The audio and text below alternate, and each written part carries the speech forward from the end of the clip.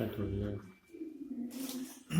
Good morning student, online class में आपका स्वागत है। क्लास 9th है, चैप्टर 1, सब्जेक्ट हिस्ट्री। चैप्टर का नाम है द फ्रेंच रेवोल्यूशन, यानी फ्रांस की क्रांति। इसमें दुनिया में डेमोक्रेसी को लाने में, स्प्रेड करने में, एक्सपेंड करने में फ्रांस की क्रांति का बहुत बड़ा हाथ है। इसकी कहानी आपको बताई जा रही है। 14 जुलाई 1789 ऑन द मॉर्निंग, सुबह में, the city of Paris was state of alarm. France की राजधानी पेरिस में एक अलार्म बजता है। The king had commanded troops to move into the city. राजा का जो कमांडेड होता है, जो सेना होती है, सेना का ट्रूप और सिटी की ओर प्रवेश करती है। Rumours spread he would soon order to army to fire upon the citizen, और आदेश देती है कि जनता पर, वहाँ के नागरिक पर जो आंदोलन कर रही थी, फायर करने का, यानी गोलीबारी करने का। Some 7,000 men and women gathered in front of the town hall and decided to form a people militia। वहाँ 7,000 पुरुष और महिलाओं के मतलब जो गैदरिंग था, इकट्ठे हुए थे। They broke into a number of government building a search of arms, और वहाँ जो है वे लोग वहाँ राजा का विरोध करने के लिए पहुँचे थे। Finally, a group of several hundred people marched towards the eastern part of the city and stormed the forested regions Bastille, where they hoped to final hold ammunition। वहाँ का एक बेस्टिल सिटी जगह है जहाँ के जेलों में वहाँ का नागरिकों को बंद करके रखा गया था। In the armed fight that followed, the commander of the Bastille was killed and prisoner released। और वहाँ के नागरिकों ने बैस्टिल को, जेल को तोड़ दिया, और उसके बाद प्रिजनर्स यानी जो कैदी थे उनको रिहा कर दिया गया था। There were only 7 of them, जिसमें 7 सिर्फ बचे हुए थे। At the Bastille was hated by all. इस तरह बैस्टिल के जो घटना हुई उसका हेटेड किया गया। Because it stood for the despotic power of the king. France में मोनार्की था, राजतंत्र था। राजतंत्र में राजा ही सर्वेसर्वा होता है। The forests was demolished and stored fragment were sold in the market, all those wish to keep souvenir of his destruction. The days of forest was more rioting both of the Paris and the countryside. समय बीतता गया, बहुत जगह Paris और देश के भीतरी भागों में दंगा हुआ। Most people were protesting against the high price of bread. वहाँ ब्रेड का कीमत काफ़ी अधिक हो गया था, जनता ने उसका विरोध किया। मच लेटर, उसके बाद when historian looked back upon the time, जब इतिहासकारों ने उनको ऐसा देखा, they saw it is the beginning of the chain of event the ultimately to the destruction of the king in France. लोगों का ऐसा आभास हुआ कि फ्रांस में राजतंत्र जल्द ही समाप्त होगा। How most people of time did not anticipate this outcome, how and when that happened। अब की क्या क्या घटनाएं हुई, उन घटनाओं को विस्तार से वर्णन किया जा रहा है। French society during the late 18th century. 18वीं शताब्दी के बाद फ्रांस का समाज किस प्रकार था, उनके बारे में पढ़ना है। In 1774 Louis 16 of the Bourbon family of king ascended the throne of France. 1774 में लुइस 16वां बर्बो परिवार का, राजवंश का था, जो फ्रांस की गद्दी पर बैठा। He was 20 years old and married to the Asturian princess Marie Antoinette. वह 20 वर्ष का था और उसका विवाह ऑस्ट्रिया की राजकुमारी मैरी एंटोन से हुआ था। Upon his accession, the new king found the empty treasury. जब वह गद्दी पर बैठा था, फ्रांस का खजाना खाली था। Long years of war had drained the financial resources of France.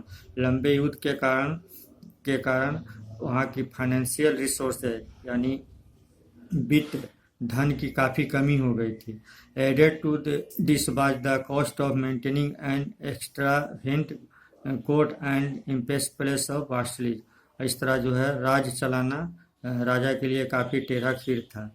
Under Louis XVI, France helped the 13 American colony to gain their independence from the common enemy Britain. उसने जो है ब्रिटेन को सहायता किया था। ब्रिटेन अमेरिका के 13 राज्यों पर उपनिवेश पर अपना कब्जा जमाए हुए था। The war added more than $1 billion livers to date that had already risen to more than $2 billion livers। इस तरह फ्रांस कर्ज से दब गया था। Lenders who gave the state credit now began to charge 10% interest on loan. इस तरह जो है लेंडर्स ने क्रेडिट के आधार पर 10% ब्याज के आधार पर जो है उसको राज सौंपा था। So the French government was obliged to spend in increasing percentage of it budget in interest payment loan. लेकिन फ्रांस के लिए यह बस की बात नहीं थी कि वह उस राज्य को कर्ज के रूप में अदा कर सके। To meet his regular expenses such as the cost of maintaining to an army. और फ्रांस के राजा को लुई सैलामा को आर्मी का मेंटेन करना, कोर्ट की मेंटेन करना, गवर्नमेंट चलाना, यूनिवर्सिटी चलाना, ये सब उसके बस की बात नहीं होती जा रही थी क्योंकि खजाना खाली था। इस कारण टैक्स बढ़ाना पड़ा, जनता पर कर्ज का बोझ लाद दिया गया। At even the major would not have a sufficient. लेकिन इससे भी जो है पूर्ति नहीं हो पाई। French society in 18th century was divided into 3 state. France का सोसाइटी 18वीं शताब्दी के बाद 3 वर्गों में बटा हुआ था। And only members of the third state pay taxes. लेकिन तीनों प्रकार के स्टेट में केवल जो तीसरे स्टेट्स के लोग थे उन्हीं पर कर्ज का बोझ ज़्यादा था। The society of state was part of the feudal system that date back to the middle age. इस तरह जो फ्यूडल सिस्टम था, राज्य और केंद्र और मध्य वर्ग था। The term old regime is usually used to describe the society and institution of France before 1789। 1789 के पहले जो प्राचीन शासन व्यवस्था थी वही समाज को निर्धारण करती थी, संस्थाएं चलाया करती थी। Peasant made up about 90% of the population. France में 90% जनसंख्या किसानों की थी। However only a small number of them owned land and cultivated. लेकिन उसमें सिर्फ कुछ ही लोग थे, कुछ ही परसेंटेज था जिनके पास अपनी भूमि थी। About 60% of the land was owned by noble. 60% भूमि पर नोबलों का यानी कुलीनों का अधिकार था।